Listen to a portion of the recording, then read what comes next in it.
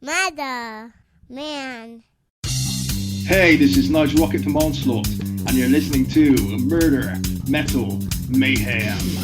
Spreading faster than a case of the clap in a trailer court. Able to shatter eardrums within a 666-mile radius. A podcast more brutal than all the rest. It's Murder, Metal, Mayhem!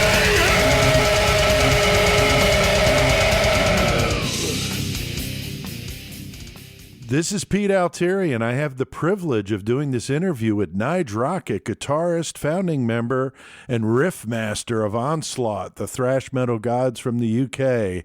So awesome for you to take the time out of this pandemic to speak with me here at Murder, Metal, Mayhem. So how's it going, Nige? Yeah, I'm not too bad, Pete. And yourself? I'm doing pretty good. A beautiful day here. I'm in the Midwest here in the USA. What's the weather like where you are? Unfortunately, today it's been raining all day. Typically English weather. I was just gonna say that's too stereotypical. You're not drinking tea or anything, are you? No. Drinking beer. So yeah, I'm really been excited to do this. Your album dropped on August 7th. It's the 7th album. It's called Generation Antichrist. It is absolutely brutal from start to finish. There's not a weak moment on there. What was it like recording that album at Grindstone Studios? We actually only recorded the drums at Grindstone, to be honest. Okay. Yeah. We recorded pretty much all over the place, really. It's Scott at Grindstone's kind of James's go-to recordist, if you want a better description. He likes working with Scott there. Okay. So we did the drums there. Amazing job that Scott does all the time. I recorded the guitars in Bristol with my go-to guy. And the vocals were done in just outside of London with producer Pete Hinton, who'd done the first two Saxon albums, actually. Right.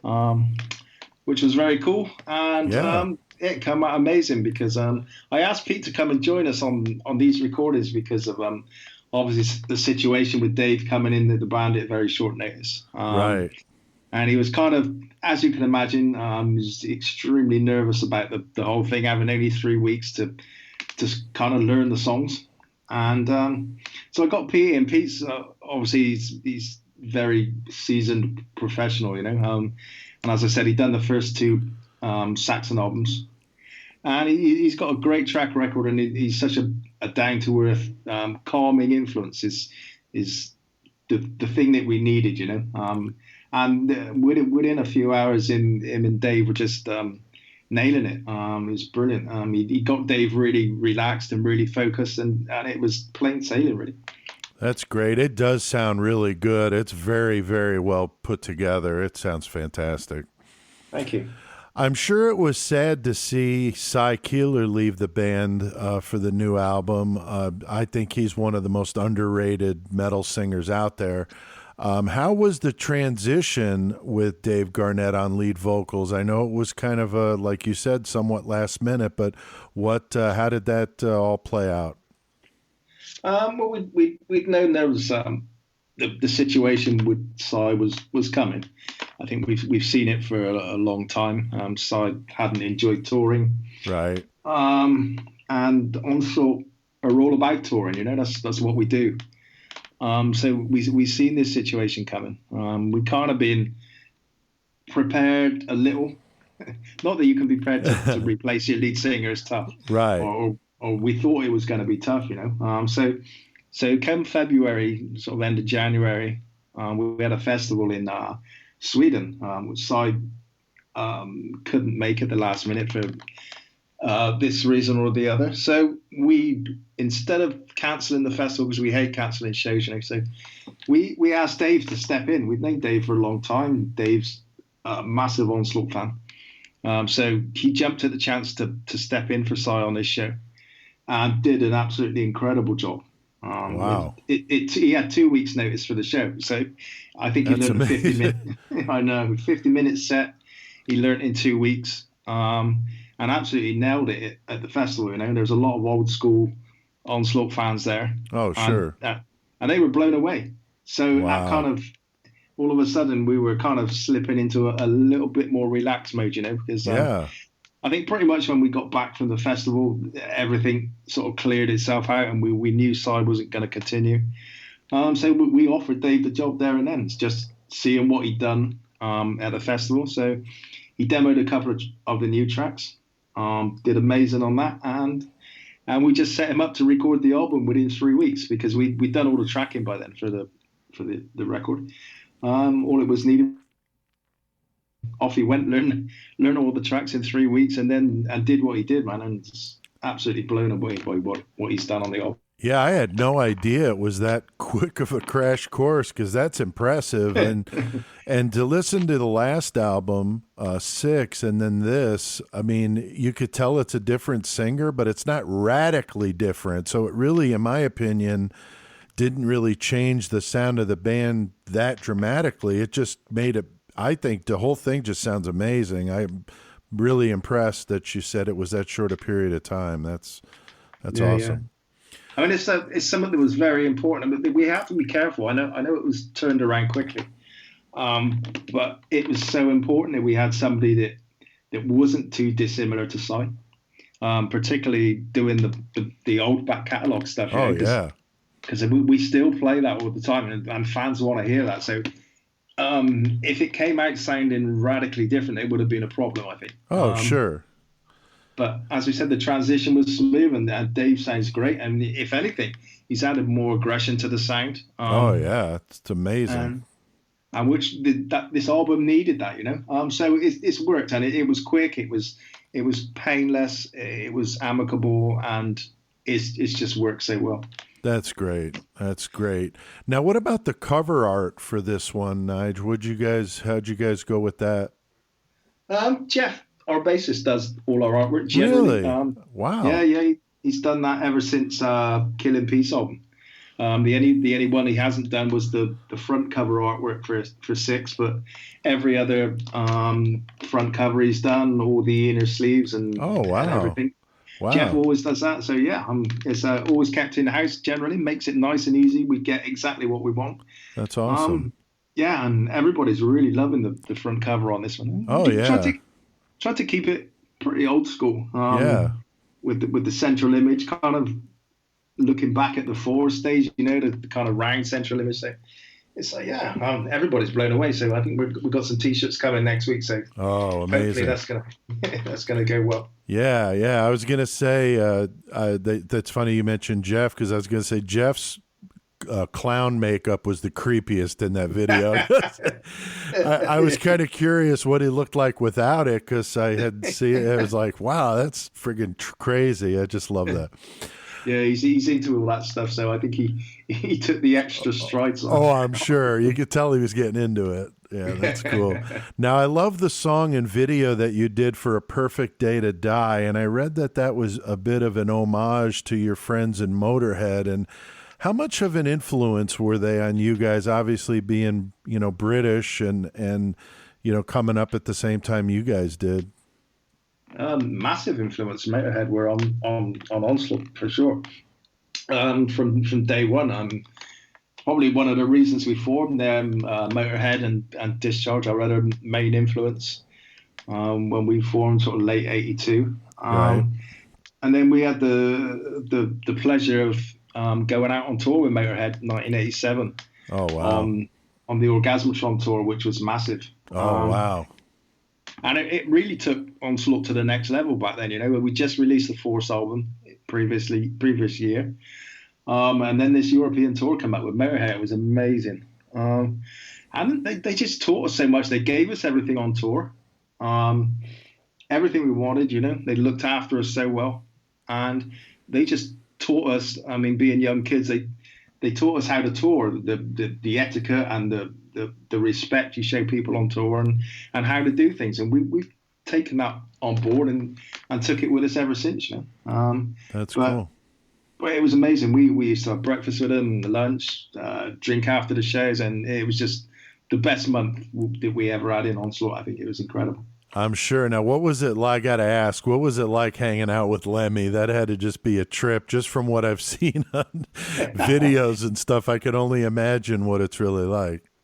Yeah, he's exactly as he come across. He's very outspoken.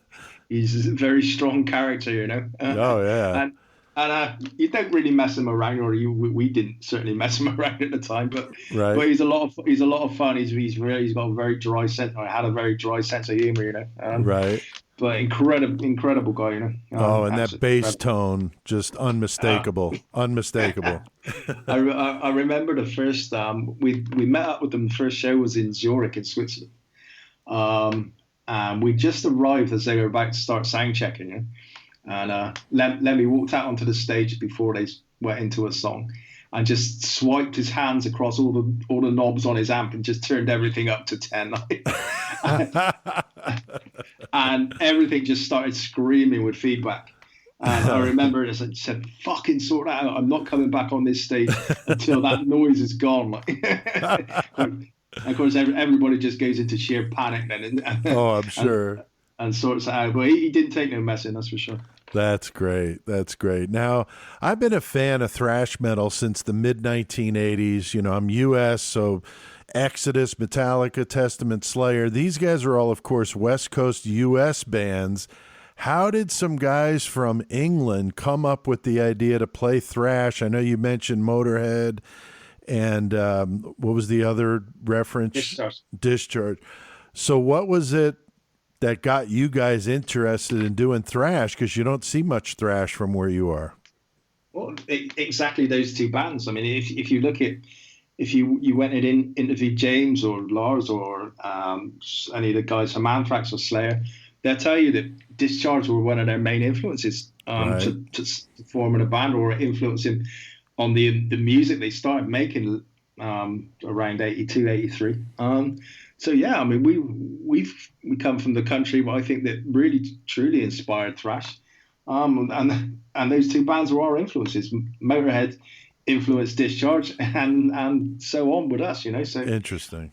It was just I guess it was a kind of thing that we were always going to follow the direction once we kind of improved our quality of musicianship, you know, because we couldn't really play when we started in 82. It was just one of those things of get a guitar, make a noise, and then go from there. And that was purely down to following Discharge around the UK, to watch them play shows and stuff. And that was how we started. We thought, let's do this for ourselves, and that's what we did. That's cool. Now, your guitar tone is just crushing. Now, for the gear geeks that we have as our listeners, some of them like to know what sort of rig you use. Did you use on the new album, and then how is that compared to your live setup? How long have we got? Well, I don't want to go too crazy, but just roughly, you know, what kind of amps and stuff do you use? I'm joking. Just get into guitar geek mode, and then we talk forever. But, on the album, we used two amp heads combined. It was a 5150, I believe, and a JCM 900, which I think you can really tell there's a Marshall in there somewhere. Oh yeah. On that. But and it's straight into two Marshall 4x12s, I believe.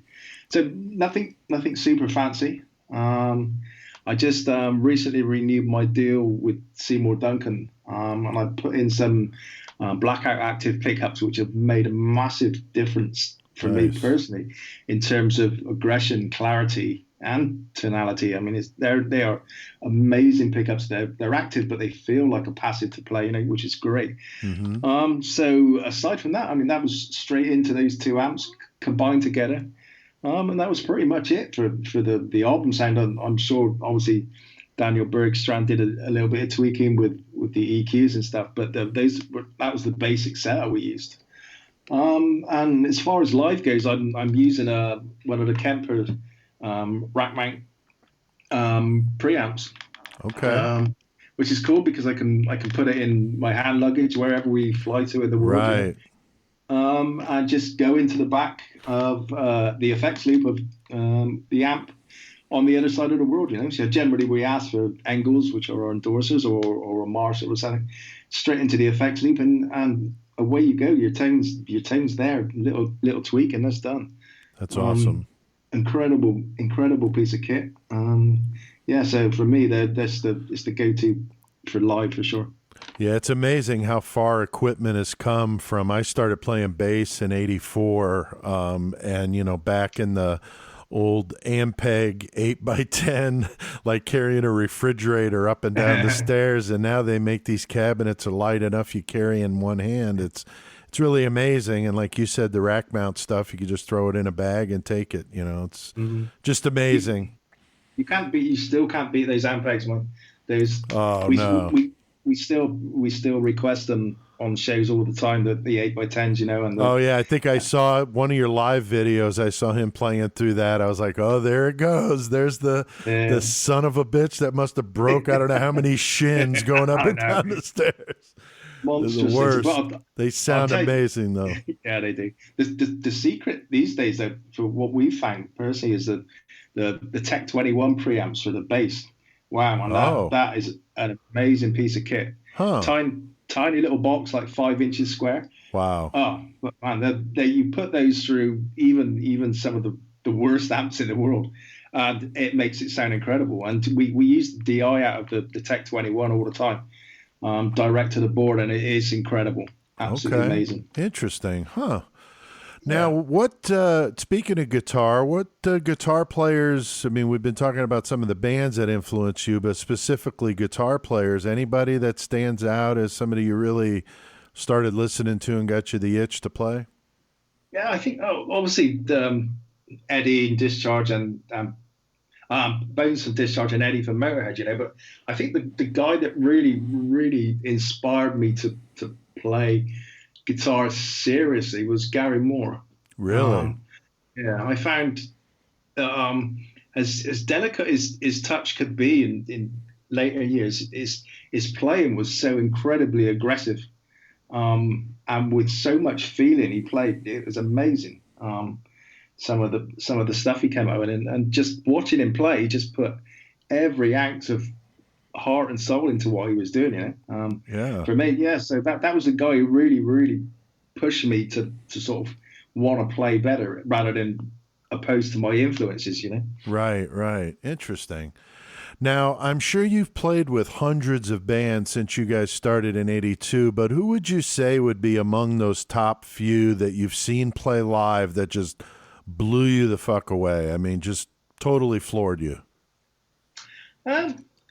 I think one of the first bands, when in the very early days, I think Anthrax really, really blew us all away. They came to England I think it was probably their first time in England, 1986. We did a guest slot for them when they just released Spreading the Disease, I think. Oh, wow. And man, were they so good. I think it just, nobody had kind of really seen anything like it before. Right. They were just insane on stage, and they were just so tight. I think Anthrax was at that time were the band who really, really blew me away. And another strange one. I mean, I'm not so keen on how they are nowadays, but Man of War were another band. I think I seen them 1987, something like that, 88. I think it's around the Sign of the Hammer tour, and we went to see them in Hammersmith Odeon in London, England. And I've never heard such an incredible live sound of any band. They were so loud. They were even louder than Motorhead, but everything was so crystal clear, and it was just, wow, it just blew you away with the power. Right. So that's probably the two shows that I've seen where I've just been stood in awe, really. Right. And those aren't two of my particularly favorite bands, but they were just so good live. Sure. That's neat. Now, going back to the new album, Generation Antichrist, I love that video. We've talked about it here. Bow Down to the Clowns. Definitely creepy with the clown stuff. Yeah. Who came up with the concept for that? And I'm assuming the clowns are symbolic for politicians, but I had to ask. Oh yeah. It was kind of an idea I came up with, and I hate clowns. but I think what's been going on in the UK and elsewhere, and possibly your country as well, over the last 2 years at least. It's pretty bad. But, I just had the idea for the song with bow down to the clowns. And so obviously we used the clowns to kind of bolster that image and really put the point across what it was about. We knew the video was going to be divisive, whichever way you look at it, because lots of people don't like clowns, lots of people don't like makeup, but lots of people can see what we were trying to do. But the whole point was to get people talking about it, which it certainly did. And but the one common factor was everybody loved the song. That was the most important thing that we did that. But yeah, totally 100% political, without a doubt. But it was done in a way. It's done in a way that doesn't annoy me. I always hate when bands get all political because I'd rather listen to music. To me, as an escape from all that stuff. So little references to it, like you guys did, I don't see any problem with that. The ones that are overtly political tend to bother me just because I'd rather not hear that in music, myself. Yeah, I mean, you have to be very careful because, as you said, we try to keep it subtle, but everybody knows what it's about. But we try to do it from an outsider's point of view, if you like, rather than trying to put, because obviously our fans come from all different walks of life, sure, and all different political persuasions. So you have to be careful. You don't want to go and upset one half of your fans and make the other half happy. Yeah. They have to see what you're talking about. I mean, it's not personal opinion we're talking about. It's observation. Right. And that's what's been going on. No, I think it's great. And your reference to crowns in the crown in the lyrics made me wonder if it was strictly about your country's politicians or if you were just lumping them all in one big pot, because the crown could be symbolic for, the person in charge, whether they're literally wearing a crown or not. It's different. Yeah, of course. Yeah, for sure. Very cool. But no, I mean, it was, a lot of it was based on the UK, but it can be quite generic as well. Right. Now I love. I don't typically go for lyric videos, but the one you did for religious suicide is the coolest one I've seen. You guys do a lot of songs that deal with anti-religious type topics. What is your stance on that? Is that something you guys are just kind of toying with, or is it something that you genuinely, are interested in Satanism or anything that's like along those lines? No, I've been asked this question a lot about, are you a Satanist? And no, I'm not. But what I am is a very extremely anti-religious person. Right. But that doesn't make me a Satanist. Right. I'm the same way. I don't like organized religion so much as I don't see anything wrong with religion, but the organized religions have just perverted it and it's become a business. Yeah, of course. And it started for me when I was a small kid. My family were kind of religious, and I was made to go to church from maybe 4 years old to 9 or 10 years old every Sunday, saying prayers, reading the Bible, singing hymns, Right. A kid shouldn't be doing that. For me, I would never do that to my kids. Right. And a kid shouldn't be doing that at that age. They should be out with their friends playing football or playing with their cars or whatever, Right.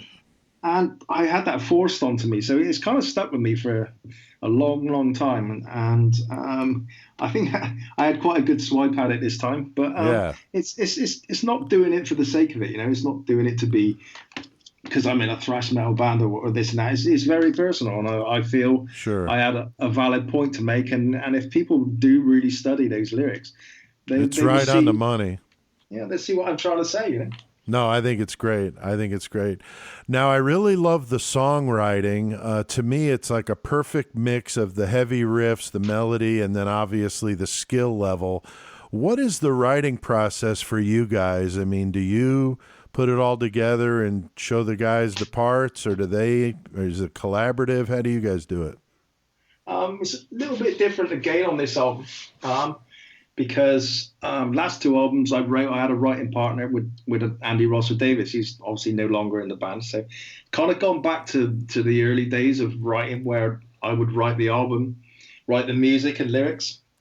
But at the same time, I'm putting parts out to guys to comment on, or do you want to add this? Do you want to change that? Right. And it worked really well. I mean, Wayne made some great contributions to some of the sections on the album, which was really cool. Played some amazing solos, I must say. Oh my God, those solos are ridiculous. I had to listen to a few of them a couple of times. Like, wow! I mean, it's just killing it with the tone. Yeah. I mean, just I love the aggressiveness of the solos. I love it. Yeah, I mean, for me, they're the best solos on any Onslaught album. And as you said, the aggressiveness, but the deft touches on what he's played is absolutely amazing. Yeah, So, yeah, I really, really like that stuff. Now, do you listen to podcasts at all? And if so, which ones do you like? I'll be totally honest with you. No, I don't listen to a great deal of it. Purely and simply because I really haven't had the time over this past 18 months to 2 years. Purely for writing and recording the album, and Right. for that we were touring for 4 years before that. So I really don't get any time. When I'm at home, it's like family time or what have you. So I really don't have a chance to listen to that as much as I should. No, that's understandable. Well, now you can listen to Murder Metal Mayhem. You know what that's all of about. course. Yeah. Now, what are the ways that metal fans can help the bands with what's going on in the world today? We at our podcast try to encourage fans to buy the physical copies, buy a shirt. If you're not going to see them on tour, help support any way they can. Do you have anything that you guys know of that fans can do to help you guys out during this time? I think that's all you can do at this kind of stage, really, because obviously we can't go out on tour. We were very thoughtful about releasing the album at this time. We planned it exactly as it's gone, which has been amazing. The response, because there are no shows. Lots of bands actually postpone their albums releases. I think our label AFM have only put out 5 albums in 6 months, something like that. Wow. And they're a big label in Europe, So Sure. that kind of shows you what's been going on. So we thought, well, we looked at Testament and Lamb of God. They both put their albums out in lockdown, and we thought, well, okay, there's reasons for this. We weighed up the options and we said, yeah, let's run with it.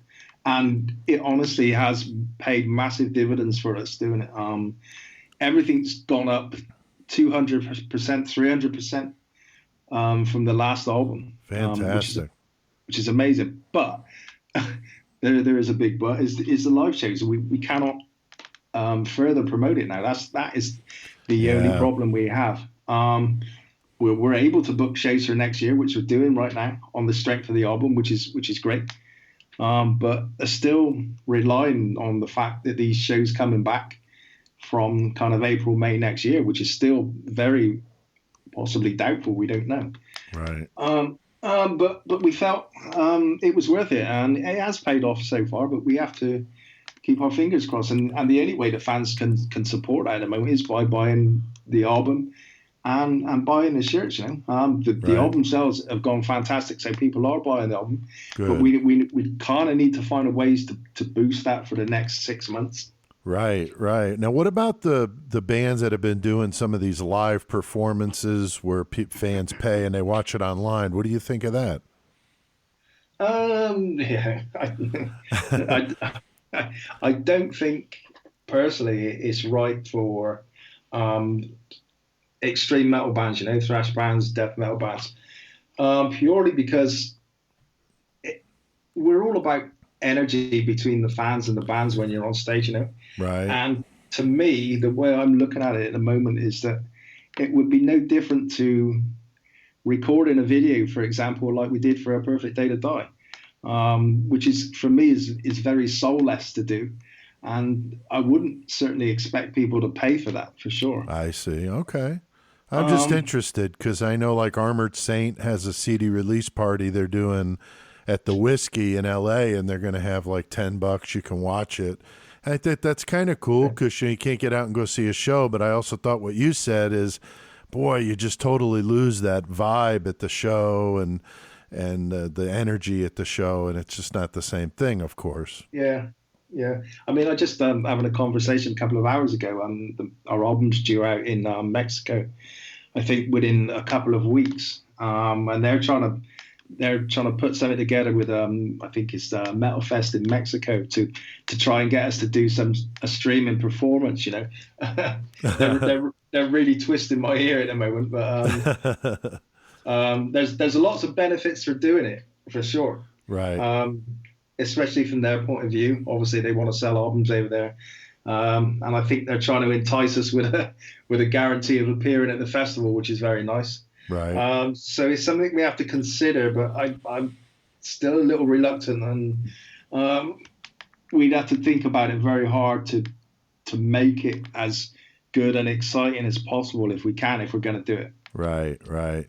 So what's going on with you guys moving forward? I mean, we've talked about some of these plans of, scheduling some concerts in 2021. Will fans see an eighth album from Onslaught? I mean, are you guys still business as usual? Well, yeah, for sure. I don't know when, but the only thing that we're able to do right now is write new music. Right. Which I think I'm virtually there. I have the album title. I have all the song titles for the next album to follow this one. Oh, wow. Which is how I like to work. I like to get all the titles together so I can paint the bigger picture, before I start writing the music. We have got some riffs down. But again, I'm reluctant because it's just too close to Generation Antichrist, Right. And it worries me that generally between album cycles, especially this one, we had 7 years, which is far too long. But 2 to 3 years is perfect, really. You get the chance to go out on the road for a couple of years, come back and write your record, and then you've got the experiences, what you've gained, the ideas are fresh and away from your last record. But to start right now, right on the back of this record, which we didn't finish writing very long ago, I think it worries me a little bit that I don't want it to sound, every Onslaught album sounds different, and I don't want this next one to sound anything like Generation Antichrist, because it's a hell of a task. We have to follow up this record in the first place. So right. It's amazing. I don't want to come out and make Generation Antichrist 2, Right, right. So that is my concern, but I feel we have to start writing now just to make the most of this downtime and that there's not a big gap again. Right, right.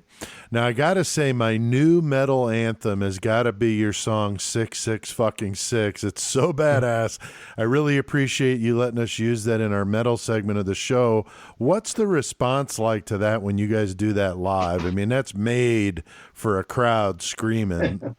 Oh, yeah. It was from the offset of writing that song, me and Andy sat down and so on. Because previous to that, the track Metal Forces from the Force album has kind of been our live kind of Onslaught anthem. Right. So that's been a long, long time. So we perfectly intentionally wrote, we need to write another anthem for modern day Onslaught, if you like. And that's what we did, So we focused on every little bit of that song just to make sure it was going to work live. All the lyrics and even the tiniest little words in there just to make sure it was going to grab the crowd by the throat and bring them in, Oh, wow. It does. Yeah, I'm definitely hooked on that song. What's the best way for our listeners to check out you guys and see what you're up to and buy some of your merch? Facebook, of course, is facebook.com/Onslaught UK. You'll find regular posts every week on that, and there's our website, which is www.onslaughtuk.com or powerfromhell.com. They both go to the same site. All the merch, I think we're opening up a shop on the website within the next 2 weeks, so there's going to be some merch to sell on there. Okay. But for all your daily news, Facebook is probably the go-to place. Right. And our listeners out there hearing this, we'll link to this stuff in the episode description, so you'll be able to read that and click and buy some Onslaught and help support them. Nige, is there anything you'd like to add? Anything else you got going on that you want to talk about? No, I mean, I think we've covered pretty much everything what we're doing. As I said, all we can do is write at the moment, and we're working on shows for next year. So really, all I can say to everybody is just be safe and take care. Please check out the new album. I'm sure you'll like it. The response has been amazing. And if you have some spare money, please go out and buy it and support the band. And we're going to be back to 2021 for sure. We've got some plans for the States already, obviously. Awesome. So fingers crossed, it's all going to be good, Yeah. and the virus is going to Go go away. away. Well, thank you so much for doing this interview with me, Nige. It was really a pleasure, and many, many successful years ahead, and good luck to you and the guys. It's so amazing to see a thrash metal band throwing up the horns for as long as you guys have. So my utmost respect, and don't be a stranger here on Murder Metal Mayhem. We'd love to talk to you again. Awesome, thanks, mate. It's been All great right. talking to you, man. Same here, Nige. Take care. Thank you. Take care, buddy. Bye. Bye bye.